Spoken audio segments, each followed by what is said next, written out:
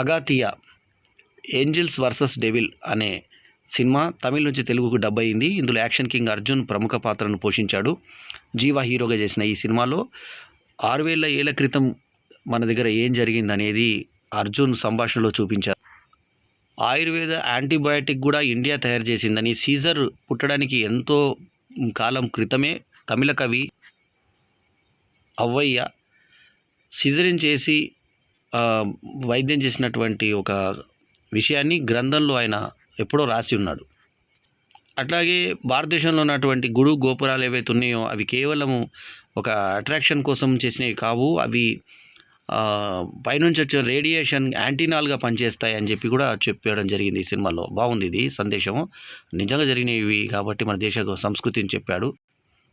సంయుక్తంగా ఇద్దరు సైంటిస్టులు, ఆంగ్ల సైంటిస్టులు కనిపెట్టినటువంటి ఇది బ్లాక్ హోలే మేము అనాదిగా పూజిస్తున్నటువంటి శివలింగం అని కూడా చెప్పడం బాగుంది.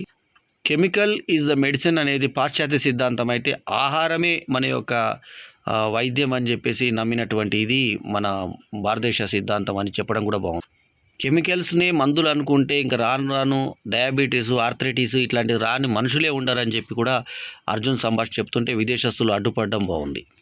అంటే అడ్డుపడడం బాగుంది అంటే ఆ సంఘటన జరిగినటువంటి విషయాన్ని చూపించడం బాగుంది అనేది నా ఉద్దేశం.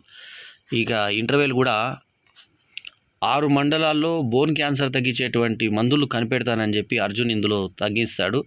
సో శరణ్య అంటే తల్లి పాత్ర చేసిన జీవాకి, తల్లి పాత్రకి, ఆమెకి ఈ బోన్ క్యాన్సర్ కోసం ఆ అబ్బాయి హీరో జీవ ఏం చేశాడు, ఆ తర్వాత అతను ఏదైతే దాంట్లో ఒక స్కేరీ హౌస్ పెట్టాడో అక్కడ ఏం జరిగిన సంఘటనలు, రాధారవి లాంటి ఇక్కడ దయ్యం అక్కడ కనబడిన తర్వాత అతని జమీందారి అసిస్టెంటు అంటే ఎవరు విదేశస్తులకు అసిస్టెంట్, ఆ తర్వాత ఏం జరిగింది అనేది ఒక కథగా చాలా బాగా చెప్పే ప్రయత్నం చేశారు అగాత్యాలో. కాకపోతే అగస్త్య అనేటువంటి పదాన్ని అగాతియా అని ఇంగ్లీష్లో రాసి, అగాత్య అని చెప్పి తెలుగులో రాసి నానా హింసలు చేసిన తర్వాత కౌన్సిలర్ అనే ఒక పాత్రకి సన్ ఇన్లా అని అంటే సన్ అంటే కొడుకు అని చెప్పారు, సన్ ఇన్లా అంటే అల్లుడు అన్న సంగతి కూడా మర్చిపోయారు. అట్లాగే డైరీ DIARY రాయాల్సింది DAIRY డైరీ అని రాశారు.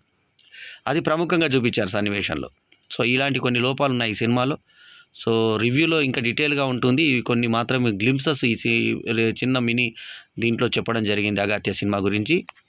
బోన్ క్యాన్సర్కి సిద్ధ వైద్యంలోనే ఒక ఇది ఉందని చెప్పేసి చెప్పడము, తర్వాత సిద్ధ వైద్యం అని కాదు, ఎవరిని చంపే వైద్యం కాదు, చావు అనేది లేకుండా చేసే వైద్యం అని చెప్పి చెప్పడం బాగుంది.